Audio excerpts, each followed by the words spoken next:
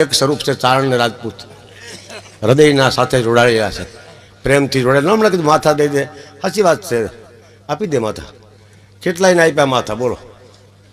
પણ હવે એ જરૂર નથી, હવે માથા ગણો, આપો નહીં, જરૂર નથી, એક થઈ જાઓ બસ. રામ ને રાવણ બે ભેગા ત્યારે રાવણ ને 10 માથા. રામ તો રાવણ કે તમારા કરતા મારી આબરૂ મોટી, રામ કે મૂક માથા ગોઠી, તું જીવ તો ભલો બાકી આબરૂ વાળી વાત કરી. તો કે જોવું છે કે હા, તો કે બાવા થઈ જાય, નીકળી બજારમાં, તો કોની કિંમત છે વધારે જોઈ. બે બાવા થઈને નીકળ્યા, રેશન કાર્ડની દુકાને ગયા.